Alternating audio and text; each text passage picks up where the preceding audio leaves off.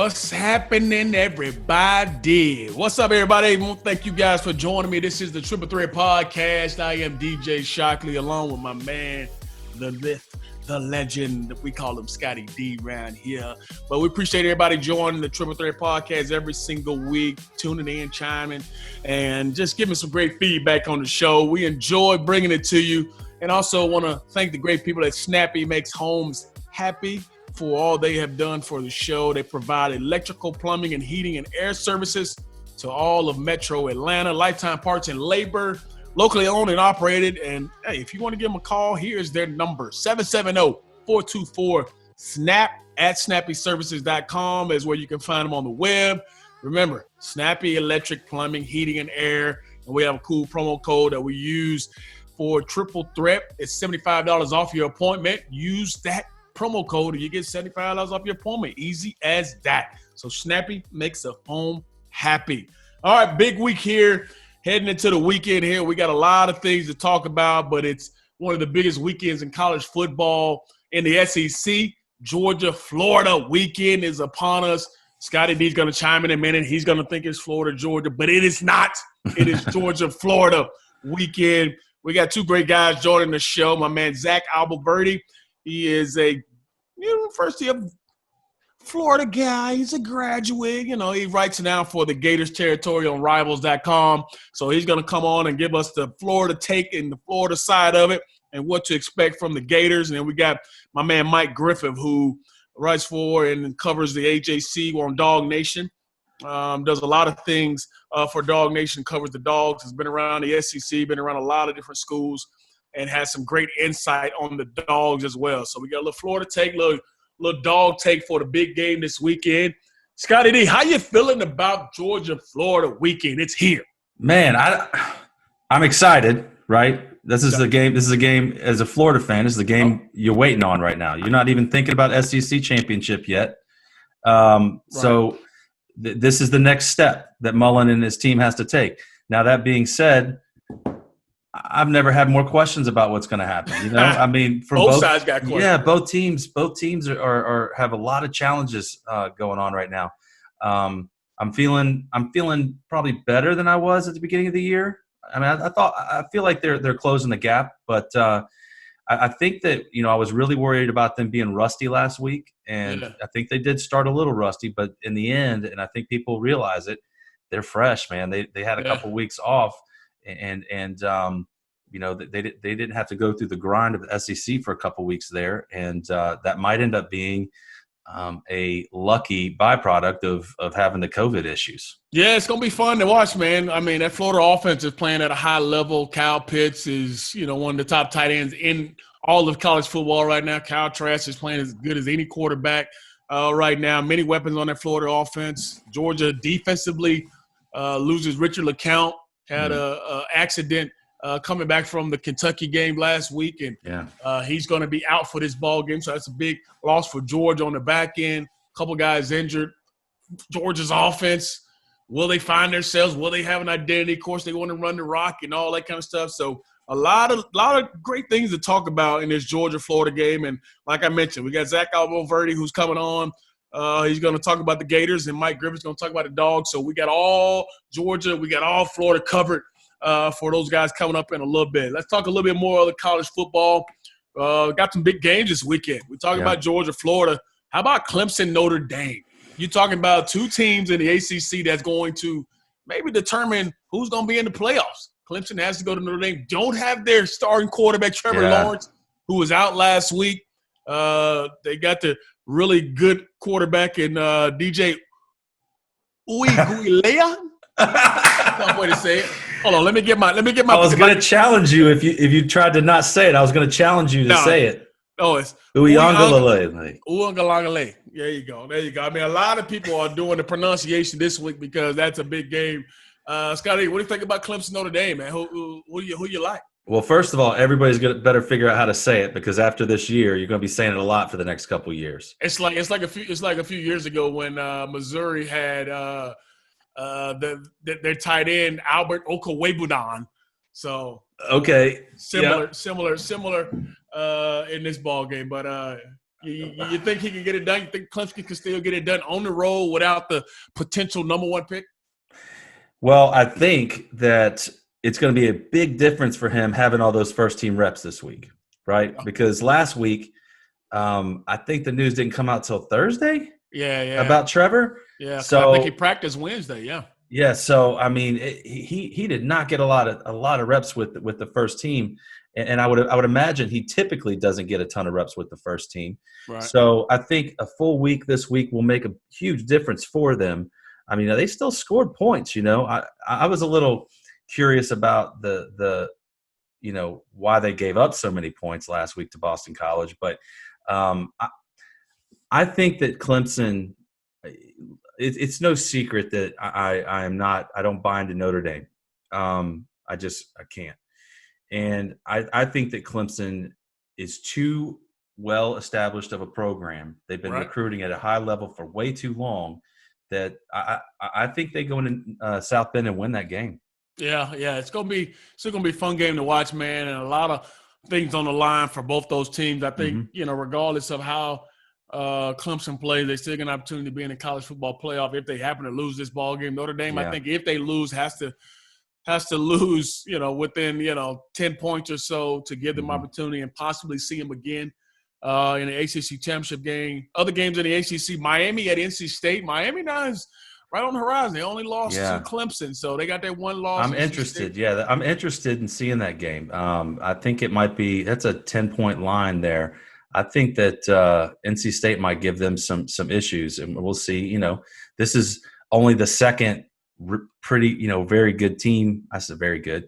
This is only – they played Clemson, obviously, which is an elite team. This will be the next best team they've played so far. So I'm interested to see how Miami comes out. All right, be fun to watch that one. Texas A&M and South Carolina. Texas A&M is a team similar to like Miami. Only got one loss to Alabama early in the year, playing really well. Kellen Mond is playing good. South Carolina, it won't be easy. Right. Texas A&M and Jimbo Fisher is on the outside kind of looking in, knocking on the door saying, "Hey, don't forget about us over here." At the end of the year can end up being 9-1. So Liberty at Virginia Tech. Bring up Liberty because Liberty is undefeated right now. But their schedule's getting a little bit tougher. They got Virginia Tech coming up. Hugh Freeze is over at Liberty right now. So keep an eye on Liberty. See if they can be competitive down the stretch in some of these tougher ball games that they have going on. Last week we also saw Khaki Pants lose to Michigan State. Michigan lose last week. Unfortunate for Michigan. Everybody expected Michigan to be a real contender in the Big Ten, but it looks like it's still the same old hat with the Wolverines. So what do you think? Is the Jim Harbaugh experiment almost over? I saw an unbelievable stat where he was like 28-0 in the Big House versus everybody else, but 1-6 versus Michigan State and Ohio State. Yeah. So at the end of the day, those are the games that matter. You can beat everybody you want to, but you got to win those big games, and that's the most important ones. Right. All right, let's move on to the National Football League, where we got a lot of other big games coming in this weekend as well. You got the Packers at San Francisco this weekend, Seahawks at Buffalo, Ravens at Colts, Raiders at Chargers, and the one I want to see on Sunday night, Saints at the Bucks. NFC South, big-time ball game there. Guess who's in Tampa Bay right now? Antonio Brown. Yep. And we'll get his first time in this ball game versus Saints. Who do you like in that game? Saints, Bucks, who you like? I go with the home team. I go with the Bucks. I mean, they're playing, too good. And I'm trying to figure out why they needed Antonio Brown. I mean, they got Mike Evans, they got Chris Godwin, they got Gronk who played a hell of a game on Sunday. They got a good couple running backs. I don't know, is there enough ball to go around for him? Yeah. Well, that's the rich continue to get richer, so we'll see about that game. I like the game Seattle and Buffalo, man. Two teams that are on the rise, playing some good football. Buffalo's a good defense. We know about what they're doing offensively. Seattle Seahawks with Russell Wilson. I think he's going to be the MVP. Definitely the front runner right now. What do you think happened in that game? I like the Seahawks, man. I've seen the Seahawks play this season. They're pretty good. Buffalo has been tough to beat too, but they've been down in a few games and had to come back. But Seattle, defensively, they've struggled, but It's hard to go against Russ. Russ has been cooking all season, man. Well, I haven't looked at the weather yet, but I think I'm going to bet on Buffalo in that game. Buffalo, go with Buffalo, man. And then Seattle has at Buffalo, yeah. West Coast teams traveling to the East. Here's your little gambling nugget. West Coast teams traveling to the East they struggle, man. It's hard, especially if that weather is bad up there. I got you. And the last part of it is Patriots at the Jets. Jets, oh my goodness. Still Ofer had a chance to get a win last week, but they're going against the Pats, who have lost 4 consecutive games. Have you been able to say that in the last 20 years that the Pats have lost 4 consecutive games? I don't think you have. I think would we have ever believed that the Patriots and Jets, while it's not really a big game, to me it's a really interesting game. Can the Jets hand them 5 in a row and get their first win in the process? I'm actually interested to see. I'm not saying I'm going to watch it, but I'm interested to see what happens. Somebody's going to be excited about getting the win this weekend. So it's going to be fun to watch. All right, man, let's get into some of this Georgia-Florida talk, man. I told you Zach Abolverdi is coming on. We got Mike Griffith coming on. Great stuff from those two. These guys got some great insight. Both guys are tuned into both schools and have some great insight to give you guys. So make sure you pay attention. We got Zach Abolverdi, Mike Griffith coming up next on the Triple Threat Podcast.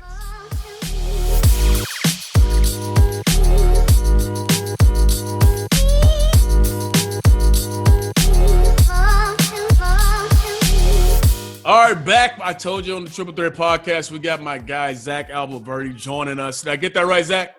You did, man. You don't owe me any money. Crush you, man. Crush you. All right. Zach is he writes for the Gator Territory on Rivals.com. We're looking forward to getting some of his insight today on this big matchup, the Georgia-Florida rivalry. I know you guys say it a different way, but because I'm the host, I'm going to say Georgia-Florida right now. Of course. But your house. Zach, man, appreciate you coming on. Appreciate you spending a little time talking about the Gators for a little bit. Let's jump right into something that happened last week, man. Obviously, I got to ask you about what happened versus Missouri. Obviously, everybody talked about it. Mullen was fined $25K. Guys fighting all over the place. What were your first initial reactions when that happened and then the fine came about? I knew he was going to get fined. Personally, maybe I'm just a little different. I didn't have an issue with what he did, or not necessarily with what he did, but what he was trying to do, because it was clear for me what he was doing, which was going after the white hat official, who's the head referee. Right. The issue is the head referee was talking to 2 Missouri players because of what had just happened on the last play. So. And the way that he stormed out there, the way that he was yelling, the way that Missouri players were right there. And if you watch the video, it kind of looks like he might be saying something to Missouri players. Right. But which he wouldn't have. He's going after the white hat referee. But just the way that he went about that kind of just got the Missouri sideline upset, got his sideline energized, and it just kind of got set off from there. So It was an ugly scene for college football. You don't want to see stuff like that. At the end of the day, you understand when a head coach wants to defend his star quarterback. No doubt. I'm got to sure defend the QBs, man. Come on, man. Everybody got to defend the QBs. But if he would have been able to go right to the head referee and there was nobody around, or maybe would have waited to a different point to address that with him, maybe that doesn't happen. And he obviously came out with his statement where he, said he could have acted in a better way and didn't live up to that standard. But if you take away any positive from it from the Gators side, it lit a fire under them. And I wrote about that after the game. They got all around Kyle Trask in the locker room at halftime, kind of jumped up and down. They had his back, of course, and then they went out there and just dominated the third quarter. Scored 14 of the 28 straight points that they had. Missouri had 2 3-and-outs. So they're trying to obviously now take that into this game. Now let's jump into this ball game that's coming up. Obviously, when you're getting to these big-time ball games, there's always guys who are missing, guys who are out, guys who are injured. You're locked into this ball club. Georgia on the other side has some guys on their defensive side that's going to be injured and maybe out and all that kind of stuff. Kind of give us an update on the injuries or guys that were out, because I know Florida had a few guys out last week. But what's the situation of guys being in and out of this ball game? Well, obviously, as you know, DJ, I mean, a lot of the stuff that involves guys being out has to do with COVID this season. It's just part of 2020. The fortunate thing for Florida is, after the outbreak that they went through and having 3 weeks off and 2 games postponed, and up to, I forget what the final case count was in the month of October, but it was over 30. But this past week, they had their first COVID-free week for the first time since the last week of September. Nice. So That's really big for the program because with that, you're probably not going to have any guys out for the game Saturday unless there's any more cases that are added between now and kickoff. So if there's anyone out, it's probably going to be due to injury. And Mullen's not discussing injuries because he hasn't let people play that elimination game, because if you know who's hurt, well, then you know who's out with COVID or who's suspended for that matter. But fortunately for Florida, they've kind of got over their outbreak. And most importantly, they have Kyrie Campbell back. He was one of the guys that was out for the first 3 games of the season. And 2 years starting defensive tackle. And he gets right in there and I think made a huge difference. He's kind of like one of their alpha dogs on defense. So having him back for the second game, as well as maybe some guys, obviously, that were out this past week. They had 3 starters in the secondary, which we first reported at GatorsTerritory.com. And Florida fans, I think, were wanting to see maybe some changes in the lineups, and the coaching staff maybe alluded to that would happen.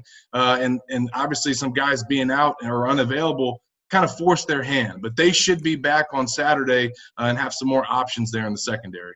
Good to hear, man. That's why, we're glad to have you on, man, locked into this ball club and seeing what's going on.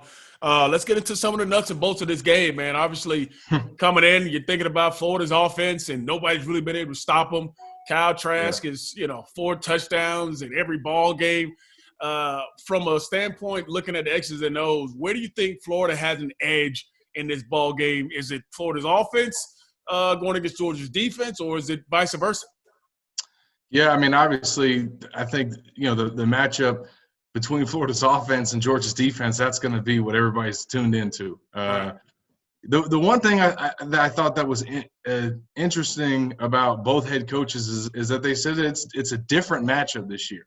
The personnel is different, and they both said that. And as much as you look at Kyle Trask and Kyle Pitts and recognize them from last season, it's still a different passing attack because of all the receivers that were lost. And it's a different rushing attack because of the running back that was lost. So, and then you look on Georgia's side, they already had some different defensive personnel, and then you add in the injuries as well. So that from that standpoint, it's kind of interesting, to look at this game. But I think for Florida, if you look at what they do offensively, it does start with their redshirt senior quarterback, and having a go-to target like Kyle Pitts, who Kirby Smart said today, in all of his years of coaching in the SEC, he's never seen a guy like that. And what he meant by that was someone who's a receiver / tight end in one. And can do all the things that he does. So that's obviously who Georgia's going to try and take away. And, hey, to their credit, they did a great job of it last year. They really, I felt like at times, took Kyle Pitts out of the game, and Florida wasn't able to get it done with that combo of him and Trask. Do you think that Georgia's defensive line, and that front seven, who is very versatile, are able to get to Kyle Trask? Because that's going to be the number one goal. Is you can't allow Kyle to sit back there and throw it to Tony, throw it to Grimes, and find Pitts. I mean, all the weapons you guys have on offense.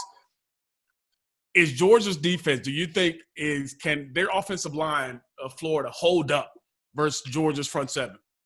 Well, they couldn't last year. And obviously, again, a different group.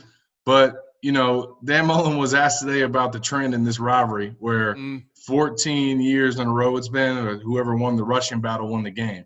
And he kind of dismissed that, of course, because he knows that they're not going to try to run the ball. They're going to pass it because that's just what they do, and that's their strength, number one. And number two, even though they have 4 starters back on their offensive line, and they added Stuart Reese as a grad transfer who played for Mullen and them at Mississippi State, this is still not a matchup that I think favors them in terms of the run game. So, I think that they're going to try and focus on attacking the Bulldogs through the air. Do they have enough guys to do that? I think so. They haven't really, featured too many outside of, Kyle Pitts and Kadarius Toney. But the one thing that I would expect in this matchup, and we've seen this before in games where not only Florida can't run the ball, but maybe they even have trouble protecting Kyle Trask, is they do a lot of the quick screens and bubble screens and stuff like that. Get it out quick, yeah. What's different and what might give them success this year is Kadarius Toney's game is at an all-time high. And he's going to be the one that's going to facilitate that in that Percy Harvin type role.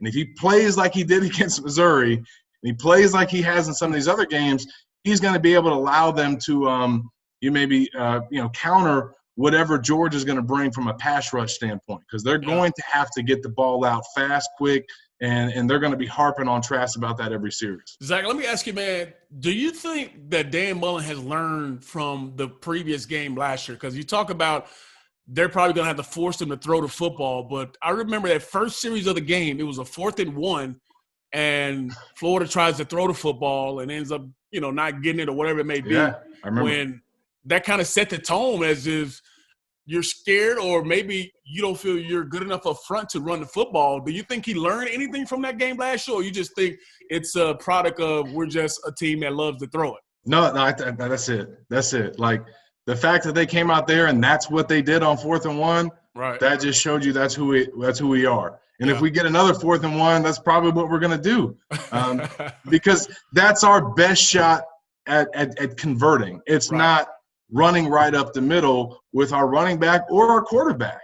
Right. If he had Dak Prescott back there or some of the other guys that he's had in his career, he might be doing something different on 4th and 1. Yeah. But we saw that last week against Missouri, and I was sitting in the press box, and obviously they loaded the left side and had a one-on-one with Kyle Pitts on the right, and I knew exactly what they were going to do. They went, brought back and threw it right to him, and got the first down on 4th and 1. And that's the play you're talking about, and Georgia broke that play up. Yeah. And that did set the tone for the game. Are they able to maybe execute that or have success maybe with some of their other options, or maybe Kadarius Toney now in his expanded role?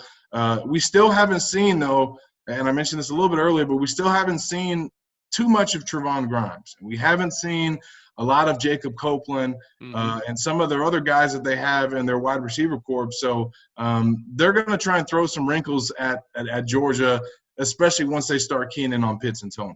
Let's jump on to the other side of the ball, man. Obviously, this is a defense that the first 3 games gave up 100 points in the first 3 games. Last week versus Missouri only gave up 17, played a little bit better. Only gave up 10. There's pick 6 now. Yeah. They'd be the first to say that. No, I got you.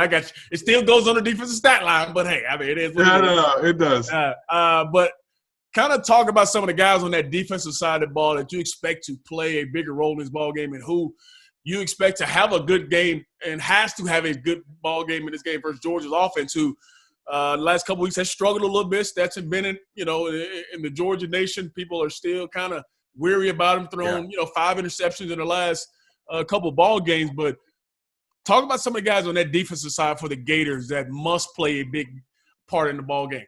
Well, I already mentioned Kyrie Campbell. The 2-year starting defensive tackle who made his season debut against Missouri. It starts and ends really with him right there. And TJ Slayton. They have to have an impact. They have to really battle in the trenches and make it hard for Georgia to run the football, or at least at times, so that they can't simply just dominate them on the ground. And that's not just them. It's everybody in Florida's front 7. Of course, that matchup with Brenton Cox Jr. going against his former team and him trying to contain the edge, which he's not always done at times this season. And so I'm really looking at some of those matchups, and obviously some of the other guys that they have on the edge, defensive end, Jeremiah Moon, Chris Bogle. Those guys really got to bring their A game, because as much as we'll talk about Stetson Bennett and maybe Florida's vulnerable secondary, what's Georgia's game plan going to be? I think it's going to be to run the football. And if they feel like they can and they have success early on, that's what they're going to stick to. And Florida has given up a lot of yards on the ground in some games this season. So in the secondary, though, it's going to be I won't say a question mark, but look, they had some starters that were out last week. They had 3. Some of those fans wanted to see out of the starting lineup, and the coaches even alluded to maybe some personnel changes, although they never specified anybody after the Texas A&M loss. So with those guys out in the past game against Missouri and the secondary playing better and those guys who stepped in for those starters actually playing well, it's going to be interesting to see what they do against Georgia. And if they actually stick with some of those changes, do some of those guys return to the starting lineup, they should have some options back, because like we talked about earlier, they did have a COVID-free week. So, I think that they should be able to either at least win or be even on that matchup with their secondary and pass defense versus Georgia's passing offense. It's going to be, can their front seven hold up against their run game? Zach, let me ask you, obviously Georgia fans watch Georgia every single week and they know about this offense and they know it inside and out. But as a guy who looks at them on the outside, what are your thoughts on this Georgia offense in their first, 4 or 5 games? Well, how do you think Florida's offense would be if they were without Kyle Pitts? Tough. I mean, you're missing Pickens, man. I mean, that's a big piece that you remove. Obviously, lost some pieces from last year, including your star quarterback. So, I still think that it's a really talented team with a really good offensive line. And once they're at full strength offensively, especially in the receiver corps, they have some guys that can help Stetson out. But it's clear what they want him to do and what they want this offense to be. And if I was them, I'd do the same thing.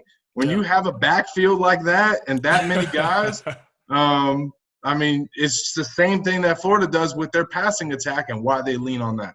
Awesome. Well, Zach, you've had a lot of great info, man, a lot of great things that I think a lot of people can take and look forward to in this ball game. Before we go, though, I have to kind of get this out of you. 2-part question here. If Florida wins the ball game, they must do – what are the 2 or 3 things they must do to win this ball game? And then at the end, I need a score. Okay. Well, I think if Florida's going to obviously win this game, the first thing that they got to do is be able to stop Georgia in their rushing attack. I think that if they can do that and force Stetson to throw the ball, they got enough playmakers in the secondary, and they should have enough guys back that they should win that matchup, or at least like their chances with that. Right. And then on the flip side, like I mentioned earlier, man, everybody can't wait to watch Florida's offense against Georgia's defense. Who's going to win that chess match between Kirby Smart and Brian Johnson against, and Dan Mullen as well? That, I think, from a play calling standpoint and guys making adjustments and stuff, if they can do that and find different ways to utilize Pitts, find different ways to utilize Tony, throw some wrinkles at Smart and his staff that they haven't seen before, and maybe catch them off guard for some plays, I think that's how they win this game. They got to come out, though, and set the tone. Like you mentioned last year, they didn't get that 4th and 1. They got to score early and often and kind of take control of this game. I'll be honest with you, man. I was back and forth on this game throughout the early part of the season, just based on how Florida was playing defensively and what I saw from Georgia defensively. I thought that the 3 weeks off for Florida kind of hurt them, I didn't know how they were going to play against Missouri, and then they came out and they had an awful start. And didn't play well. Yeah. And then all of a sudden, at the end of the half, they kind of flipped the switch. Tony had 2 quick touchdowns. They get to the halftime brawl, and then I mentioned what happened in the second half. So I think that they figured some things out, especially on the defensive side. They're ready to go win this game. They're ready to end the losing streak. It's just a matter of, can they do it? The one thing that I think has been the difference in this rivalry the last few years is the position you play. Georgia's had the advantage at quarterback. We talked about, the streak there. Good point, yeah. We talked about the streak there with 14 years of winning the rushing battle, but it's about the quarterback position. They've had the advantage there. And they had it last year, even when they had Kyle Trask, who was playing really well. Jake Fromm was better in that game, and they won because of it. I think in this game, Florida has the advantage at the signal caller spot, and I think that'll do enough for them to end this losing streak. I don't have a score for you yet, but I think it's gonna be a close game, man. Yeah. I think it's gonna be as close as this election everybody's watching right now. Yeah, no doubt. All right, last thing. Obviously, if Florida does win this ball game, you still have the one loss, but you go on and you get to the SEC championship game. Is this team good enough to beat Alabama? I don't know, and I don't right now. I would say no. Yeah. I think that they can compete with Bama, but for this program and for this coaching staff and this team, getting back to Atlanta and beating Georgia, that's a step in the right direction. Right. And that's where they need to be. And honestly, if they play admirably against Alabama and that's only their second loss, who knows, where they could end up, depending on how this season plays out. Everything but hey, they have to beat Georgia on Saturday, because if they don't, that's going to be 4 in a row, and that hasn't happened in this rivalry since Spurrier was coaching Florida. So a big opportunity for Kirby Smart. Wow. Zach, man, you've been awesome today. Appreciate you coming on to the Triple Threat Podcast. You guys, make sure you follow my man, Zach Abolverdi, Gators Territory on Rivals.com. Where can they find you on Twitter, Instagram? Yeah, you guys can just search me up by my name, Abolverdi. And, you can read all our stuff at GatorsTerritory.com. Awesome. Zach predicts a win for the Gators this weekend, as he says that Gators have a big advantage at the quarterback spot. Zach, appreciate you joining the Triple Threat Podcast, man, and all the luck to you Gators this weekend, and I'm sure everybody will be watching. Thanks again. Yeah, and obviously we wish well to Richard LeCount, and I think if he was available this game, I don't know how comfortable I feel about that pick. No doubt. Well said. Appreciate you, Zach, man. Take care. Yep, absolutely.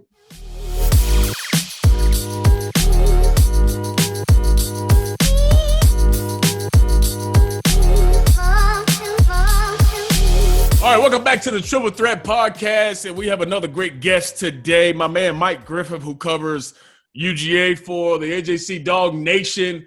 Mike, want to welcome you to the show, man. Appreciate your time. How are things going, and how are you, brother? I'm good, DJ. I appreciate it, man. I'll tell you, it's been a grind for the Dogs so far, but here they are, where they want to be, still in control of their destiny as they head down to Jacksonville. Yeah, first off, I want to say thank you for your service, man, veteran of the 82 Airborne. We appreciate that. I know military appreciation is coming right around the corner here, so I want to make sure we get that out. So appreciate all you did, man, and always a pleasure to sit in front of somebody who's done some great things like that. It was a great thing for me too, DJ. I encourage people to consider that as an option coming out of high school. That was my college money. So I appreciate the taxpayers and Ronald Reagan. Awesome. All right, man. As we know, big game this weekend, Georgia, Florida. I just had to talk Zach into telling him, hey, this is not said the other way around. Florida, Georgia is absolutely Georgia, Florida. You've had an opportunity to cover a lot of teams in this league. Now you cover the Dogs. First initial thoughts about how this season has started out so far, where this offense is, but most importantly, where you think Georgia is as a team right now headed into this big game versus Florida. Yeah, backs against the wall, on the ropes. There's not going to be much margin for error. We've known that the offense was limited this season. Stetson Bennett is a guy that, listen, he didn't come to Georgia to beat Alabama, to beat Florida. He came to Georgia as a walk-on, and this is a guy that's worked his way up. And but there's some obvious limitations, right? And so they got to run the ball. They got to make good decisions, play action football, not explosive at all. And as long as that championship defense was intact, that's good enough to win. But the problem we've got now is that the ringleader, the team captain, the face of the team, Richard LeCount, is no longer going to be on the field for the Bulldogs. And your 6'6", 340-pound nose tackle's gone too, more than likely. He may play a very limited role. So you don't have that margin for error on defense any longer. So now I think, DJ, the question becomes, does Kirby change things up on offense, or does he still try to ground and pound, even though it's probably more likely Florida's going to be able to score more points? Right. Let's stay on that defensive side. We talk about some of the guys that were injured or hurt has the possibility to play this game. I know Scene's another guy on the back end who had an ankle last weekend, and Kirby's talking positive about he'll be able to play. But I want to talk to the fact of a lot of people say Georgia has always been number one, number two in the recruiting class. And we've watched them this year, and when you watch that defense, you see 17, 18 guys rotating in and out, and they're all 4 or 5-star guys. What's your confidence level with the guys who have to step in to those positions where maybe some guys won't get as much playing time because of injuries or because they're out? Yeah, injuries happen everywhere. Attrition is part of football. It's where it's happened. It's the extent that it happens. For example, if Julian Rochester's still healthy, right, the fifth-year senior, maybe we're not quite as worried about Jordan Davis. But you didn't just lose your nose tackle. You also lost your starting defensive tackle, right. That fifth-year guy, Julian, who had 21 starts. So you take Jordan Davis and Julian Rochester out, and now you drop down to some freshmen. I like Jalen Carter a lot. And when he was playing 11 to 13 snaps a game, it was exciting. Right. But now you're asking this true freshman who didn't go through spring, who didn't have the same quality preseason weightlifting regimen. Kirby's talked about it all along. You're asking him to step in and be a marquee player in a game like this, or Nazir Stackhouse, or Warren Brinson. It's kind of a who's who of guys that didn't even go through spring practice, much less go through a season, and you're asking them to replace a fifth-year senior and a guy in Jordan Davis that'll probably could be a first-day draft pick, if not a second or third rounder. So there's a pretty significant drop-off in the middle of the line. It's safety. Christopher Smith is a guy who's been in the program. He's a junior. I think he's going to be able to direct the traffic. But he's not the playmaker that Richard was. Ball hawk either. Yeah. I think if we would have asked Florida if they could pick two guys to pull off of the Georgia defense, they'd have taken Richard LeCounte and Jordan Davis and said those two. Right. Yeah, I mean, even Monty Rice in the middle of that defense has been a little banged up as well. He's been in and out of the lineup. They've, used him in, key points in the ball game. When you look at this Florida offense, how does Georgia try to attack them? Because a lot of people say, hey, maybe you play zone and you try to keep everything in front of you. Or maybe that's just not Georgia's MO. We know that. They want to get in people's face. Kirby doesn't want to sit back. That's not how he is. When you got a guy like Kyle Pitts, you got Tony, you got a quarterback in Trask who is playing some really good football, how do you go about trying to, cause some friction for Kyle Trask back there in that offense? I mean, well, what do you do? Well, I think you already know. You said it. These guys like playing man-to-man, and Tyson Campbell and Eric Stokes are both great cover guys. But what we saw against Alabama is that if that pressure doesn't get there, they're human. They're not superheroes. They can only cover so long. And if Florida can protect Trask and give him time, Kadarius Toney and Pitts are going to get open. I mean, we saw it against Alabama. Again, I think this, at the start of this season, this was the deepest and best all-around defense I'd been around. They got lit up for 564 yards, by Alabama. That was no joke, and it could have been more if we're going to be honest about it. Alabama pulled their quarterback in the fourth quarter. Good offense beats good defense in 2020. So the answer to the question is they got to have Azeez Ojulari, Jermaine Johnson. These guys got to get there. Trayvon Walker, when they do blitz, whether it's Nakobe Dean, you mentioned Monty being nicked up. I know he said Quay Walker would be back. But I think you got to hope that Azeez can get in the backfield a lot. I think you got to hope that Jermaine Johnson can be a force. You got to have pressure on Kyle Trask. There's no two ways about it. Yeah. Mike, you're a guy who obviously you cover the Dogs, but you know about everything going on in this league. What happened last weekend at Florida where Mullen gets fined and, they have the big fight. Everybody is kind of saying he was trying to feed maybe some energy. Maybe he's trying to feed some toughness to his ball club. Do you buy into any of he's trying to send a message to his team about they have to be tougher, they have to be more physical, especially with Georgia on the horizon? I think he has tried hard to get that Gator swag back that was there when he was there as an assistant. I think that's something that worked in Florida's favor. It's always been a very confident, loud, obnoxious program. When they're good, they let everybody know it. Sometimes when they're not good, they try to tell everybody that they're good. And I do think that was probably his intent. Now, the way he went about it, I was a bit surprised, DJ, that that there weren't harsher penalties. You know, a $25,000 fine, it sounds like a lot, but Right. you know, it's the equivalent of a $250 fine for a guy making $60,000 a year, you know, out of Dan making $6 million. It really doesn't hit him that hard, and I doubt he was even the one that paid the penalty. So there were no other Florida players that drawn suspensions. The two guys that were ejected for fighting are the same two guys out. Really only one of them factors in, the defensive lineman. So, you know, it was what it was. It was a decision for Greg Sankey, what message he wanted to send to the league. You know, I hope we don't see it again. We haven't seen that in the SEC, but if the penalty's only $25,000, what's to stop some other program from you going out there and getting charged up? I mean, $25,000 is nothing to these guys. So, and if players aren't going to get thrown out of the next game for it.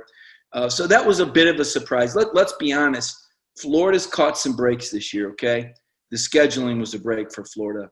Georgia's schedule was the most front-loaded schedule in the league. And, you know, we said at the start of the year when we saw Auburn, Tennessee, Alabama, Kentucky in succession, we said, man, that is the most physical 4-game stretch. Right. And sure enough, meanwhile, Florida and Alabama, two teams that don't have back-to-back road games, DJ, this season. And then let's throw this on top of it. Georgia, you know, as much as they could use a break right now, sure would be nice to be in Athens. But, you know, this administration made a decision at the start of the year that they weren't going to follow the national trend of moving the neutral site game back to campus because of the COVID risk. We saw Florida say that they caught COVID with the road game. The Georgia administration pinned their ears back and said, we're playing in Jacksonville. We don't care if only 9,000 Georgia fans are going to be there and they're not going to pay us what they were contracted to pay us. We're going to go down there and pay for less money. And so I think that could prove to be a decision that comes back and hurts Georgia. Because, again, this is the kind of game this week where you need every possible break you can get. And instead, I'm seeing everything break Florida's way leading up to this game. Yeah, good point. Good point. You know, I want to jump into the other side of the ball, which possibly could be the biggest part of the ball game is Georgia's offense versus this Florida defense. First 3 ball games, this Florida defense gave up 100 points. Georgia's offense was playing really well at the beginning of the year. Stetson Bennett was taking care of the football. Last 2 ball games, 5 interceptions. I mean, of course, a couple of them maybe not his fault, a couple batted balls here and there. But what do you make of this Georgia offense? And do you see it changing in this ball game versus Florida's defense, who actually played a little better versus Missouri? I'm hearing the disbelief in your own voice when you hear that there's a Georgia quarterback that's turned it over 5 times in 2 games and there hasn't been a change yet, right? Yeah. That's pretty remarkable. But it is what it is. You know, here's the number that concerns me, and I mentioned it a little bit earlier, was the lack of explosion. Guys, I mean, DJ, I don't know if you recognize this. This is an amazing stat. There's been over 300 consecutive carries by Georgia running backs dating back to last year's Missouri game without a run longer than 26 yards. Wow. I mean, they're just – DeAndre Swift's not coming out there. Now, some of those were DeAndre. Of course, we know he got banged up, you know, last year against Georgia Tech. And so a couple of those games are DeAndre in that streak. But let's just call it like it is. Zamir White has not been explosive. He's never looked like the number 1 running back in the country that he was coming out of high school. At this point, it almost looks like Georgia throwing bad money after good money because I think Kendall Milton has a chance to be special. I think he could be that in that Chubb, Gurley, Michelle, Swift mold. I mean, this freshman has really impressed me at times with some of his runs. He hasn't had many opportunities. I'm well aware that they talk about his lack of pass protection. But look, man, this is game 6, and he was an early enrollee. That's on the coaches if you can't pass protect by now. I remember Tennessee, and you probably too, in 97 with a guy named Jamal Lewis. They decided he couldn't pass protect. So they didn't start him against Florida. And then they figured it out in game 3. They put him against Georgia. I think he went for over 200. And I'm not saying that Milton can go for over 200, but what I am saying is Zamir can't. Yeah. And I think that's a position where as hard as Zamir's worked, as good of a team leader is, I think he's good at a spot that Georgia needs to be great and has been great for several years. So that's a position that I want to keep my eye on as well. If Milton gets in and gets hot, don't know the status of Kenny McIntosh coming off the knee. But I think you're going to need some dynamic running. Maybe Zamir breaks out, has a big game. Something needs to happen in that run game, or else, to your point, I think they got to pull that trigger and go with somebody else under center if they're not able to move the ball effectively. What's the one matchup that fans should watch that maybe they're not paying attention to in this ball game that you think will have a critical role in possibly who wins this ball game, or a role that you say, hey, Georgia has to win in this particular matchup? Well, I think about, I guess to me it's turnovers. And I know that's not a real sexy thing, but because of that lack of explosion, because of the fact that Florida, I think, is going to move the ball and put points on the board, I think Georgia's got to be, turnover free, really. I just think, again, the margin for error without that championship defense, a couple things. If you've got an explosive offense, let's just go back to last year's game, for example. Georgia dominated that game for 3 quarters. I mean, it was a slam dunk. I mean, Florida had negative rushing yards going into the 4th quarter and had not put the ball in the end zone. Georgia's killing them. But Georgia was very conservative last year too. And what happened?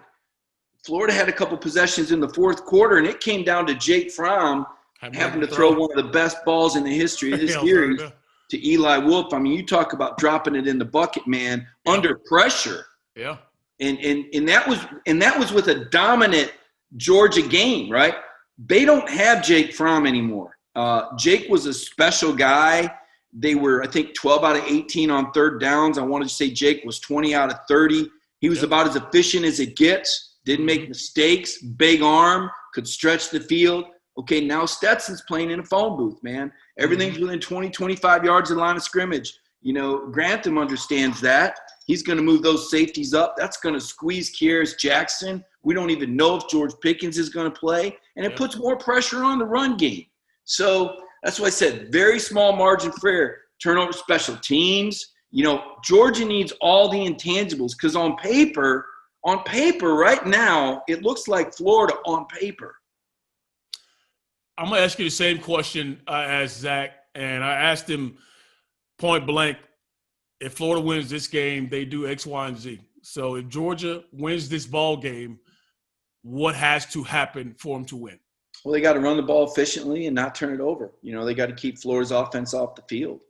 They got to play smart field position football, take advantage of their punter. I know that doesn't sound sexy again, but Camargo's probably the best punter in the country. I mean, he could average 60 yards. He's that good. He could probably average 54, 55, depending on the weather. But, you play smart football, right? That's the model right now. And hope that you can get to Trask. Hope that you can get to Kyle Trask and, get him off his game a little bit. This guy's good. He's a consistent, he's probably like Jake Fromm, really, when you think about it, consistent, accurate, seems unflappable, maybe a little stronger arm, probably not as accomplished as Jake yet, but I'd say he's that kind of quarterback. I mean, I don't think Trask is going to get you beat, right? Yeah. I think you got to get in his face and you got to beat him. And that's going to be a challenge because this Florida line, right, it's not the best line in the league, but they are experienced. And I don't think you're going to fool them with movements or blitzes. I think these guys have been around long enough. You're not going to see somebody come blaring through there on a broken assignment. I think you bring up a good point with Trask. I mean, obviously he's a guy, when you look at the places he had to go last year on the road and the way he played and the way he started this season, I mean, 18 touchdowns is pretty damn good to start the season off. Last thing, come 7 o'clock on Saturday, what's the headline for this ball game? Late field goal wins cocktail party. I don't know who's going to kick it. I don't know who's going to kick it. Late field goal, I think that, Kirby I think Georgia has saved some plays. I think they do have some answers. If Stetson and that game plan that we talked about earlier doesn't work, I think there's a pretty good plan B over there in JT Daniels. I can't explain, why we are where we are right now and why we haven't seen JT.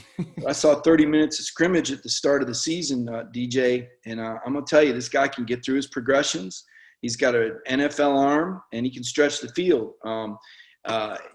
Will George Pickens play? If so, JT's a guy that can get George Pickens in the game plan. I think that's part of what else has been missing with George is, Stetson, we talk about the arm strength, and Georgia hasn't moved George around. Yeah. George is kind of a deep perimeter. Listen, you're the quarterback. You explain this part before I go.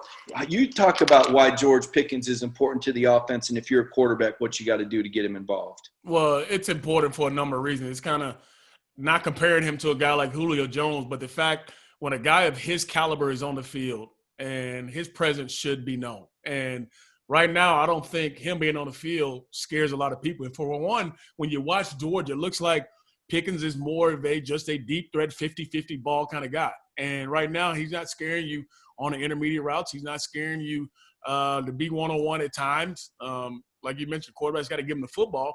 But right now, he hasn't been that threat this year. Everybody knows the talent, but until it's happened, it's a whole different story. So I'm with you. Not being able to utilize Pickens the right way has been a big part of Georgia's issue. And if they were able to, then maybe here comes Burton. Maybe here comes Kearis for more. It comes maybe Matt Landers can have a bigger part in this offense. So we'll see if hopefully he does play and has an impact on it. But he has to continue to make an impact on this ball game, like you mentioned, and continue to play at a high level. Guy like Trey McKitty, right? They've got some weapons. James Cook. It's a matter of being able to distribute the ball.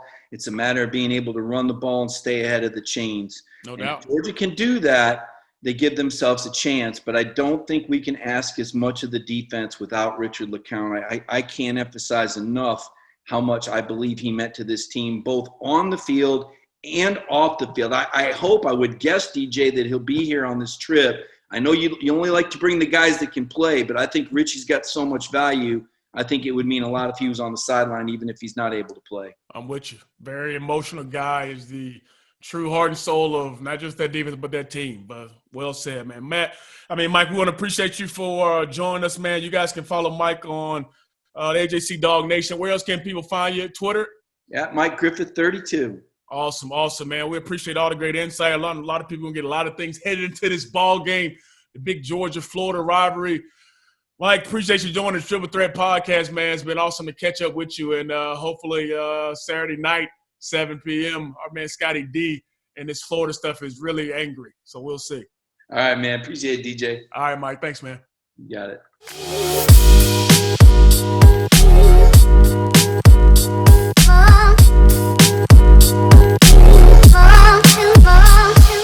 Man, what a great show we had today. A lot of things that we learned about this Georgia-Florida rivalry. Should be an interesting ball game. Want to thank my man Zach Abolverdi coming on from Gators territory and Mike Griffith from the AJC Dog Nation giving us all some great gems. We're looking forward to seeing this ball game on Saturday. I want bragging rights for Scotty D, so we will see how it all works out. I want to thank you guys for joining us on the Triple Threat Podcast. Continue to subscribe, listen, tell somebody about the Triple Threat Podcast.